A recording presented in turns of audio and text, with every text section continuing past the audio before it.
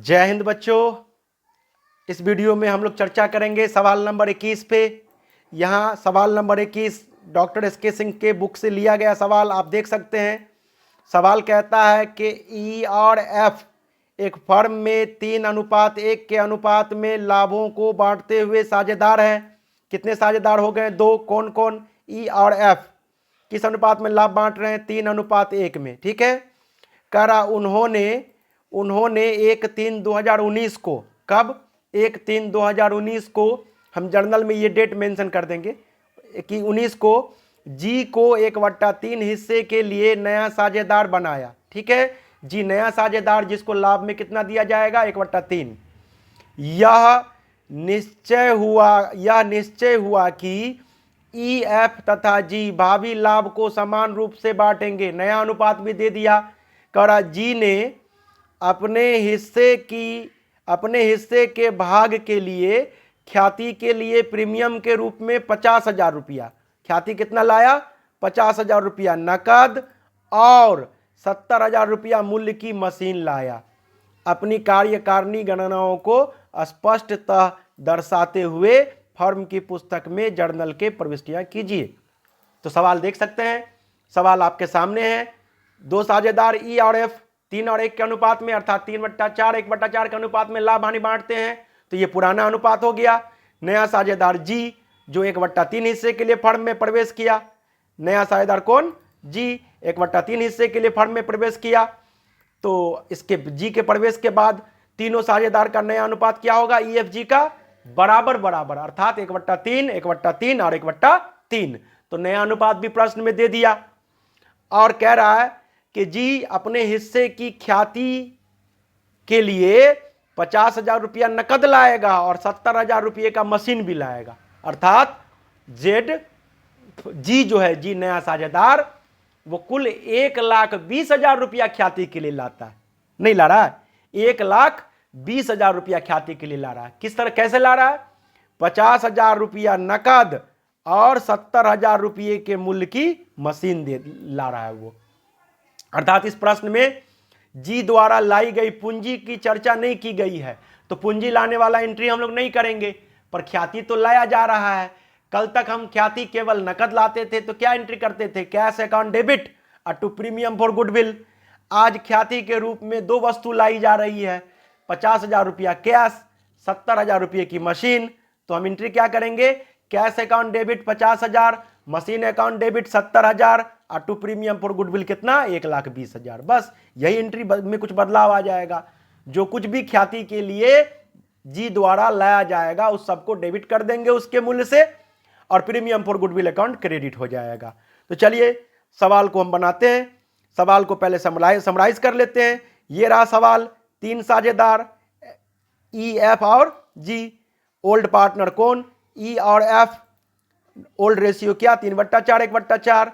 New partner कौन? जी। New ratio क्या? 1/3 1/3 1/3 यानी बराबर बराबर 3 साझेदार तो 1/3 हो जाएगा। अब हम क्या करेंगे? सैक्रिफाइसिंग रेशियो निकाल लेंगे। हमको ओल्ड रेशियो मालूम, न्यू रेशियो मालूम, तो क्या निकाल लेंगे? Sacrificing ratio. फॉर्मूला क्या होता है सैक्रिफाइसिंग रेशियो बराबर?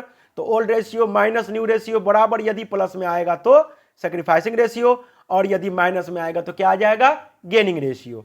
ठीक है, तो ध्यान से देखें। चूंकि प्रश्न में नया अनुपात दे दिया गया है इसलिए यहां पर पुराने साझेदार का गेन भी आ सकता है। ठीक है, तो चलिए हम शुरू करते हैं। ई के लिए देखिए, ओल्ड रेशियो 3/4, न्यू रेशियो 1/3, तो 3/4 माइनस 1/3 बराबर 9 - 4/12। क्या हो जाएगा? 9 - 4/12 बराबर 5/12। तो चलिए ई का सैक्रिफाइसिंग रेशियो निकल गया। ई का सैक्रिफाइसिंग रेशियो निकल गया। अब हम एफ का देखते हैं। एफ का old ratio 1/4 minus new ratio 1/3 बराबर 3 - 4/12। अब आप देख सकते हैं 3 में से 4 घटेगा तो परिणाम तो माइनस में आने वाला है हमारा। और हम आपको पहले ही बता चुके हैं कि अगर हमारा परिणाम माइनस में आएगा तो हम माइनस नहीं लिखेंगे, हम उसका नाम बदल देंगे। सैक्रिफाइसिंग रेशियो की जगह पर क्या लिखेंगे? Gaining ratio. ठीक है, तो आइए 3 - 4/12 बराबर 1/12 क्या हो गया? Gaining ratio. देख सकते हैं यहां पर एफ का गेनिंग रेशियो हो गया। तो आप एक बात अच्छे से समझ लीजिए कि जो साझेदार गेन करता है वो ख्याति लाकर फर्म को देता है, और जो साझेदार सेक्रीफाइस करता है वह सेक्रीफाइसिंग पार्टनर को गेनिंग पार्टनर के द्वारा लाई गई ख्याति सेक्रीफाइसिंग पार्टनर को दे दिया जाता है। ठीक है, यही तो आप करते आ रहे हैं कि नए साझेदार यानी गेन करने वाले साझेदार के द्वारा लाई गई ख्याति त्याग करने वाले साझेदारों के बीच त्याग के अनुपात में बांट देते थे। तो आप देख सकते हैं इस प्रश्न में त्याग करने के वाले के लिस्ट में ई का नाम अकेला है, ई अकेला सेक्रीफाइस कर रहा है, ये देख सकते हैं ई अकेला सेक्रीफाइस कर रहा है। तो जी जो ख्याति लाया 1,20,000 रुपया वो तो जी को मिलेगा, वो तो ई को मिलेगा ही। जी जो नया साझेदार 1/3 हिस्से के लिए 1,20,000 रुपया ख्याति लाकर फर्म को दिया, 50,000 नकद के रूप में और 70,000 रुपया मशीन के रूप में, तो वो तो ई को मिलेगा ही। साथ में एफ भी गेन कर रहा है। कितना गेन कर रहा है? 1/12।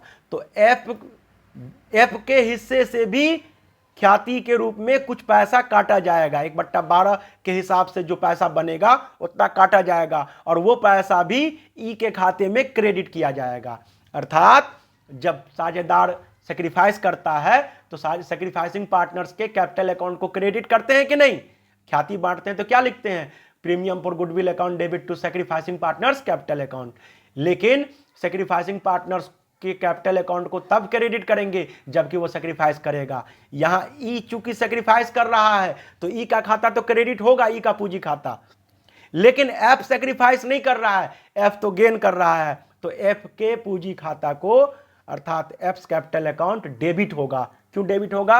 अगर सेक्रीफाइस करने पर क्रेडिट हो सकता है तो गेन करने पर डेबिट क्यों नहीं हो सकता?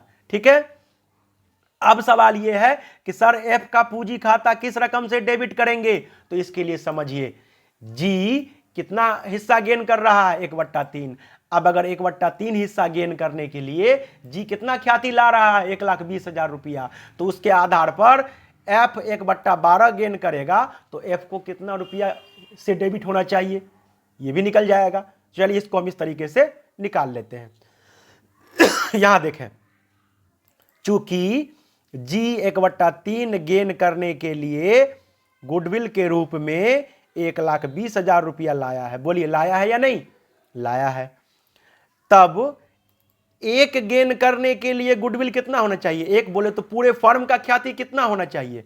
1,20,000 गुने 3/1, 1/3 उल्टा हो जाएगा 3/1 बराबर 3,60,000 रुपया। यह हो जाएगा फर्म की ख्याति। अब इस फर्म की ख्याति में एफ कितना गेन कर रहा है? 1/12। एफ कितना गेन कर रहा है? 1/12। तो एफ द्वारा 1/12 गेन करने के लिए गुडविल के रूप में लाई जाने वाली राशि कितनी होगी? 3,60,000 और गुने 1/12 बराबर 30,000 रुपया। लेकिन प्रश्न में तो ये कहीं नहीं लिखा है कि एफ अपना 30,000 रुपया लाकर फर्म को देगा, ऐसा तो नहीं लिखा है। अर्थात चूंकि एफ पुराना साझेदार है तो ये ला करके फर्म को दे यह जरूरी नहीं है। ये 30,000 रुपया हम एफ के पूंजी खाते से ही काट लेंगे। अर्थात एफ के पूंजी खाता को जब हम 30,000 से डेबिट करेंगे तो एफ की पूंजी स्वतः 30,000 रुपया कम हो जाएगी। पूंजी का क्रेडिट बैलेंस होता है और जब एफ का पूंजी खाता डेबिट होगा तो एफ की पूंजी में 30,000 रुपया स्वतः कम हो जाएगा। ठीक है, तो इस तरह से एंट्री क्या करेंगे? ख्याति लाने वाला एंट्री कर लेंगे। ख्याति लाने के लिए क्या एंट्री होगा? नए साझेदार जी के द्वारा ख्याति लाने के लिए क्या एंट्री होगा? Cash account debit 50,000, machinery account debit 70,000 और to premium for goodwill account कितना? 1,20,000। और फिर उस 1,20,000 रुपया को डेबिट करेंगे तो हो जाएगा premium for goodwill account debit 1,20,000 और F capital account debit, F का पूंजी खाता डेबिट हो जाएगा क्योंकि ये गेन कर रहा है कितने से? 30,000 रुपये से। एफ के पूंजी खाता को डेबिट करके एफ से ली जाने वाली राशि एफ के पूंजी खाते से कम कर दी जाएगी और ये किसको दिया जाएगा? ई को दिया जाएगा, क्योंकि ई अकेला त्याग करता है तो त्याग करने वाले साझेदार के पूंजी खाता को क्रेडिट करेंगे। तो इस तरह एंट्री क्या होगा आप देख सकते हैं। यहां एंट्री को एक बार देख लीजिए। कैश अकाउंट डेबिट 50,000 रुपया, मशीनरी अकाउंट डेबिट 70,000 रुपया, और to premium for goodwill account 1,20,000 रुपया। और अगला एंट्री हो जाएगा premium for goodwill account debit 1,20,000 रुपया। एप्स कैपिटल अकाउंट डेबिट क्यों डेबिट कर रहे हैं? क्योंकि ये हमारा गेनिंग पार्टनर है। तो एप्स कैपिटल अकाउंट डेबिट कितना? 30,000 रुपया। कहां से निकाले वो आप देख सकते हैं, यहां पर निकाला हमने 30,000 रुपया। कैसे? जी द्वारा लाई गई ख्याति और जी के हिस्सा को, गेनिंग शेयर को ध्यान में रख करके हमने एफ के हिस्से का भी ये 30,000 रुपया निकाल लिया। तो एंट्री हो गया premium for goodwill account debit 1,20,000, apps capital account debit 30,000, और ये दोनों जोड़ करके कहां चला जाएगा? ई के खाते में। क्योंकि जी जो गेन किया और एफ जो गेन किया वो दोनों फाइनली ई को ही सेक्रीफाइस करना होगा, क्योंकि जब तक कोई सेक्रीफाइस नहीं करेगा तब तक कोई गेन नहीं कर सकता है। अर्थात ई जितना सेक्रीफाइस किया है उसी को एफ और जी ने गेन भी किया है। अर्थात ई एफ और जी जितना गेन कर रहा है कहीं ना कहीं उन दोनों के गेन के बराबर ई का सेक्रीफाइस होगा ही।